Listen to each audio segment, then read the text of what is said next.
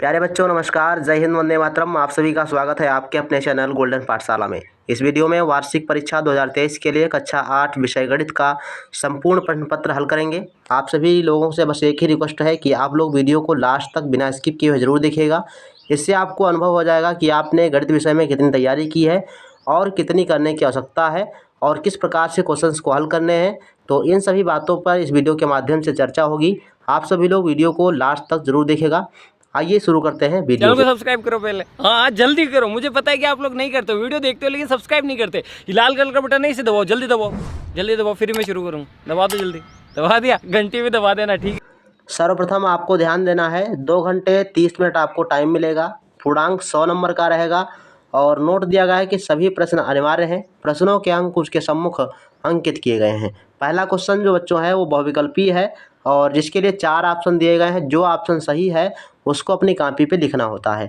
तो का क्वेश्चन में सम तथा अभाज्य संख्या है, तो सम और अभाज्य दोनों गुण होने चाहिए, तो वो होता है 2 के पास। ठीक, तो 2 बिल्कुल सही आंसर है ऑप्शन। खा क्वेश्चन है 3/4 का गुणात्मक प्रतिलोम। तो 3/4 का गुणात्मक प्रतिलोम मतलब उसका उल्टा लिखेंगे, व्युत्क्रम लिखेंगे, तो ये हो जाएगा आपका 4/3। ठीक, अंश को हर बना देंगे और हर को अंश बना देंगे, तो वो होता है गुणात्मक प्रतिलोम। ध्यान रखिएगा, ऑप्शन बा बिल्कुल सही आंसर। गा क्वेश्चन है 5 का योगात्मक प्रतिलोम।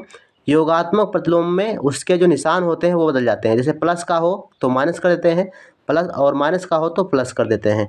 तो प्लस का 5 लिखा है तो माइनस का 5 इसका राइट आंसर हो जाएगा ऑप्शन। और घा क्वेश्चन है 27 का घनमूल ज्ञात कीजिए। तो 27 का घनमूल होता है 3। तो 27 का घनमूल 3 यानी सा ऑप्शन बिल्कुल सही आंसर है। इसके बाद हम चलते हैं सेकंड नंबर क्वेश्चन। ये इसके लिए आपको 10 अंक मिलेंगे। रिक्त स्थानों की पूर्ति कीजिए और ये प्रायिकता से सवाल है। सिक्के के 2 फलक होते हैं, पट और चित। तो कह रहा है कि 20 बार उछाला गया सिक्का, तो 12 बार चित आया है, तो पट कितनी बार आएगा। तो 20 से आप 12 घटा देंगे तो 8 बचेगा, तो 8 आपका क्या हो जाएगा, पट हो जाएगा। तो पहले वाले में 8 बार देना है। इसके बाद देखो 30 बार संख्या उछाली गई, मतलब सिक्का उछाला गया, तो चित आने की संख्या यहाँ पे भरना है और पट बताया है 17 बार आया है।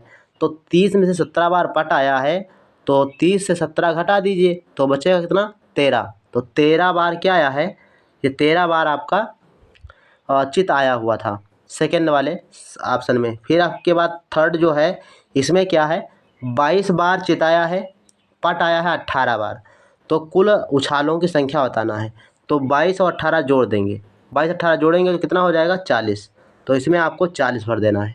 नेक्स्ट है 32 और 28।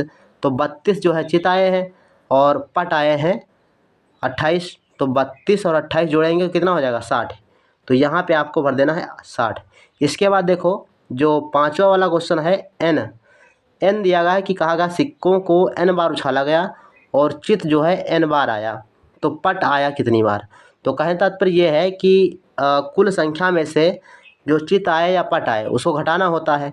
तो n में से n को घटा देंगे तो कितना बचेगा, 0। ठीक, यानी 0 बार हमारा पट आया है, यानी पट एक बार भी नहीं आया है, n बार चित आ गया, तो मतलब पूरी बार क्या है, चित आ गया। तो इस प्रकार से इसको आप भर सकते हैं, कंप्लीट हो जाएगी रिक्त स्थानों की पूर्ति। नेक्स्ट क्वेश्चन नंबर 3 दिया गया है, निम्नांकित कथनों के सम्मुख सत्य या असत्य जो सही हो लिखिए। तो आइए देखते हैं का नंबर जो क्वेश्चन दिया गया है ये कैसा है, ये क्या है।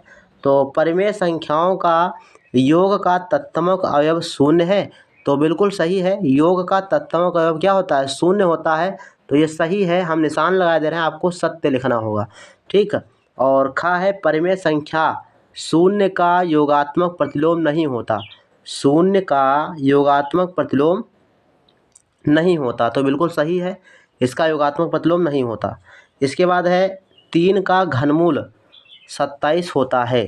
3 का घनमूल 27 होता है, तो ये गलत है क्योंकि 3 का घन 27 होता है, घनमूल नहीं होता, ध्यान रखिएगा। और घा है 12, 12, 13, 12 और 10 का बहुलक 13 है। तो 13 भी बहुलक नहीं है क्योंकि इसमें बहुलक जो है वो 12 है, क्योंकि 12 ये 3 बार आया है और 13 एक ही बार आया है। तो जिसकी ज़्यादा आवृत्ति होती है वही उसका बहुलक होता है। तो बहुलक 13 नहीं है, तो गलत हो जाएगा। प्रश्न संख्या अंगा 100 की उत्तरवर्ती संख्या 99 है, तो ये आपका हो जाएगा गलत। क्योंकि उत्तरवर्ती का मतलब होता है आगे वाली संख्या अर्थात अनुवर्ती संख्या। तो इसको लिख देंगे 100 की होती है 101, तो इसलिए 99 यहाँ लिखा है, तो ये गलत हो जाएगा। और 4 नंबर क्वेश्चन है, निम्नलिखित गुणनखंड विधि से 20-25 का वर्गमूल ज्ञात कीजिए। तो 20-25 का वर्गमूल आपको ज्ञात करना है और वो भी ज्ञात करना है गुणनखंड विधि से। कैसे हल करेंगे? लिखेंगे 20 और 25, इसको आप पहले गुणनखंड के रूप में लिखेंगे। तो पहले काटेंगे इसको 5 से आप भाग कर दीजिए, 5 चौको 20 और 0 लगाएंगे, 5 25। तो ऐसे आप इसको लगा देंगे। हम 0 क्यों लगाए हैं? क्योंकि दो संख्याएं एक साथ हम पहाड़ लगाए हैं, तो इसलिए 0 5 होगा। 5 से एक बार और काट देते हैं, तो 5 8 40 और 5 एकम 5। और इसके जब आप इसको काटेंगे तो ये 3 से कटेगा। 3 3 तियाँ 3 दूनी 6, 3 दूनी 6 और 2 8 21, 3 7 21। और इसके बाद जो है 3 से काटेंगे तो 3 9 27, 9 हो जाएगा। और 9 को जानते हो हम 3 से काटेंगे तो 3 एकम 3 हो जाएगा, 3 तियाँ 9 हो जाएगा। और फिर 3 से काटेंगे तो 3 एकम 3। तो ऐसे आप इसको जब हल करेंगे तो आपको जोड़े बन के आएंगे 5 गुणे 5, 3 गुणे 3 और 3 गुणे 3। तो इस प्रकार से जो वर्गमूल बनेगा वो बनेगा, 2 2 के जोड़े बन गए। अब इसमें से एक एक उठा लेते हैं, तो 5 हो जाएगा गुणे 3 हो जाएगा गुणे 3। तो वर्गमूल इसका क्या बनेगा? वर्गमूल बनेगा 5 तिया 15, 15 तिया 45। तो 45 जो है बिल्कुल इसका राइट आंसर हो जाएगा। तो इस प्रकार से हल कर दीजिएगा। वर्गमूल याद करेंगे तो 45 के आगे प्लस माइनस ज़रूर लिखेंगे, ठीक।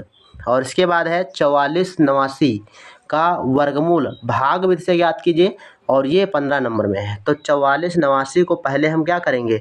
इसको पहले लिखेंगे इस रूप में, ऐसे इसको लिखेंगे। और इसके बाद 2 2 के जोड़े बना देना है, तो 44 और 89 का जोड़ा बन जाएगा।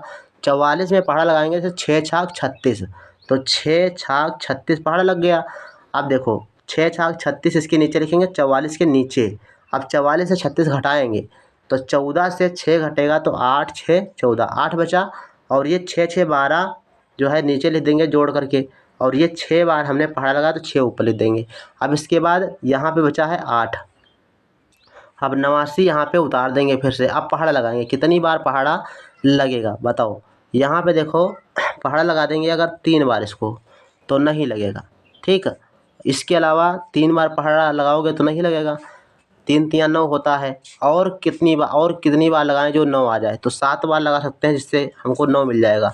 तो 7 बार लगाओ, देखो 7 7 49 के 9 हासिल आया 4, और 7 दूनी 14, 14 4 18 के 8, और 7 एकम 7, 7 और 1 8। तो ये पूरा यहाँ से कट जाएगा, हो जाएगा कैंसिल। अब पहाड़ा कितनी बार लगा? 7 बार, तो 7 यहाँ पे लिख देंगे। तो 6 और 7 ये इसका वर्गमूल हो के आएगा। और हम इसके आगे लिख देंगे प्लस माइनस 6 7, प्लस माइनस 6 7। तो प्लस माइनस 67 इसका वर्गमूल आएगा। इस प्रकार से भाग विधि से हल करेंगे। नेक्स्ट क्वेश्चन की बात करते हैं। लिखा है कि संख्या 17 28 का घनमूल गुणनखंड विधि से ज्ञात कीजिए। तो जैसे हमने अभी ऊपर का नंबर सवाल हल किया है, सेम उसी प्रकार से ऐसे गुणनखंड करेंगे, उसके बाद इसको हल कर लेंगे। और खा क्वेश्चन है घनमूल ज्ञात कीजिए 729 का और 1331 का।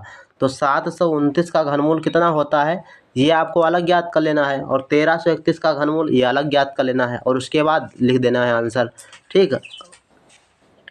6 नंबर क्वेश्चन है 13 14 10 12 11, इसका बहुलक ज्ञात करना है। तो जो ज़्यादा बार आया हो वही उसका बहुलक हो जाता है। तो देखो इसमें 12 जो है कई बार आया है, 12 देखो इसमें 4 बार आया है, और कोई संख्या इसमें 4 बार नहीं आई है, ठीक। तो इसलिए 12 इसका राइट आंसर हो जाएगा बहुलक। तो लिख देंगे कि 12 जो है कई बार, यानी 12 की आवृत्ति अधिक बार हुई है, अतः इसका बहुलक 12 होगा। बस ये आपका सवाल हो जाएगा। और इसी प्रकार से खा नंबर है निम्नलिखित बंटन का बहुलक ज्ञात कीजिए।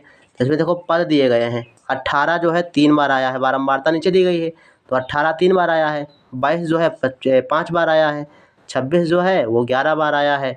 तो ये लिख देंगे कि 26 पद सबसे अधिक बार 11 बार आया है, अतः निम्नलिखित बंटन की जो बहुलक है वो 26 है, ठीक। तो इसी प्रकार से इसको कंप्लीट कर देंगे, ये आपका पेपर हो जाएगा। तो ये कुछ इस प्रकार से कक्षा 8 का एक गणित का प्रश्न पत्र था और ये बच्चों NM01 कोड का है।